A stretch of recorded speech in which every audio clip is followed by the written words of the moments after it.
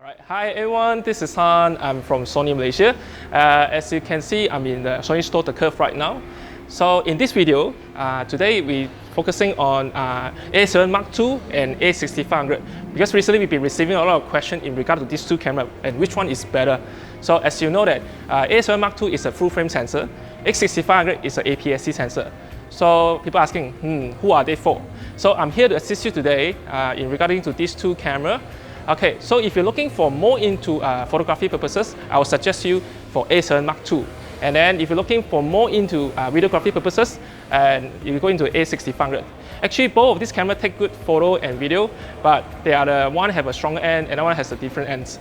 So actually, right now you can see in this video, I'm actually filming on the A6500 with a Zeiss 55 f1.8 lens, and this is actually recording in 4K as well. So in the whole video of this shooting today, I'll be using this setup and you can see the result. And so let's jump into the differences. Let's focus on these two cameras for now. There's a lot of things to talk about, but I try to highlight the key things. Before I jump into the differences, let's focus on the similarity. So actually both of these two cameras have 24 megapixel sensor, and then they also have ISO up to 25,600 natively.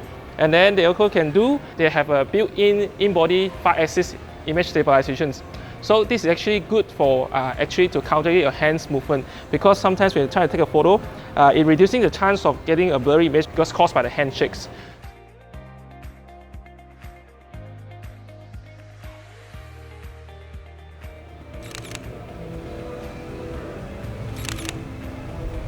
As you can see just now, I was using the electronic viewfinder here to let me compose the image, and actually it's more natural position because it's in the middle and I find it more natural to use. So next to it, actually this one has you can see, I'm not sure you can see from there, there's an exposure EV dial here, and this dial here allows me to quickly flip up and down, basically increase the exposure or decrease exposure, or in layman terms means increase the brightness of the image or decrease the brightness of the image. Just for demonstration, okay, let me just hold it for now. Okay. Yeah. And then if I flip this switch, now I'm going brightness. You can see it's very bright. Okay. And then if I flip it backwards, and then you go very dark. So basically, it allows you to control how bright to your liking into your images. So the last but not least, very important from this one here is that this one packs a full frame sensor. As you can see here, this is like doing a side-by-side comparison.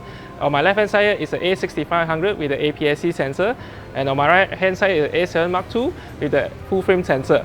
So full frame sensor generally give you 4 benefits. And first one is actually wider field of view, which means if we put a full frame lens on an APS-C body, the field of view will actually narrow down due to a smaller sensor size for APS-C sensor. And secondly, full frame sensor give you better dynamic range. So in layman term, dynamic range simply means the range of light that the camera can see to retain all the details from all the way from the highlight and to the shadows, which is the brighter parts of the image, all the way to the darkest parts of the image. The third benefit for the full frame sensor is actually high ISO image quality. And you can just look at the noise level as a comparison from side by side. You can see that having a smaller sensor has, although these two cameras shooting at the same ISO setting, you see that on the full frame has less noise. So the last but not least, that on the full frame sensor actually give you better depth of field control, or we call a smoother background blur. As you can see in the video on the side-by-side comparison, on the left-hand side was shot at A7 Mark II, and on the right-hand side was shot at A6500. As you can see, on the left-hand side has having more background blur, on the right-hand side has a less background blur, due to the larger sensor on the full frame on the left-hand side. So it gives you more of the background blur, and also it has more shallow depth of field control. Alright, so these are the 4 key benefits of the full frame sensor.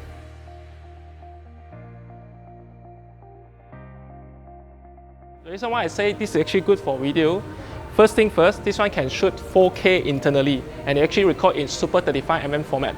And the next thing is also, this one actually record the video in full pixel readout without pixel pinning. What it means that the picture quality is going to be better on this one. And one more thing is this one also can do S-Log3.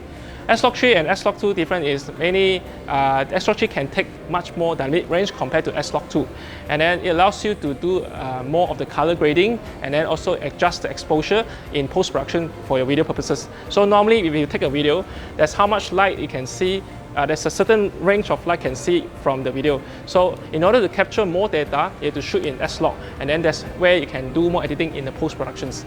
So the next thing is for A6500, it has a very good autofocus performance, which is a 4D autofocus. So to do a bit of demonstration, okay, I will just move in and out, and you can see from the video for yourself. Let's say I move in out for now.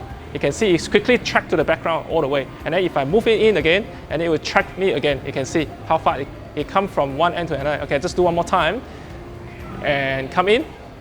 And one more thing, if I go closer, and also if I show this thing here, it will focus on the camera instead of focusing on me. Right now, focusing on me, and then right now, it's focusing on the camera again. So it tracks the subject very fast and very precisely. So this is a 4D autofocus. So the next thing is actually this one also has a A6500 also do touch focusing as well. And on the screen, you can touch and tap, and it taps where you want to focus. I can see in the video right now, I'm doing the demonstration. So that's the autofocus performance part for this camera. It's actually very good for video. One of the cool features for A6500 is that it can do S and Q mode, or slow and quick mode in shots. So to access that, basically all you need to do is just change it to movie recording, and then go into the menu. In the menu, you will find this thing here, and then you change into S and Q mode. Okay, so in short, S and Q mode, what it means that in slow side, it can do slow motion, and Q side is a quick side, which is like a time lapse. So for slow motion side, actually you can see a video right now I'm showing, and I shot that in KLCC, and you can see everything being slowed down. What happens when you can record a high 120 frame per second video, and you slow down in camera for you without doing any post-productions. And then for the quick mode side, as you can see, I'm also doing a demonstration right now. I shot that in Extra Base Shop, and we had a grand opening just a few days ago.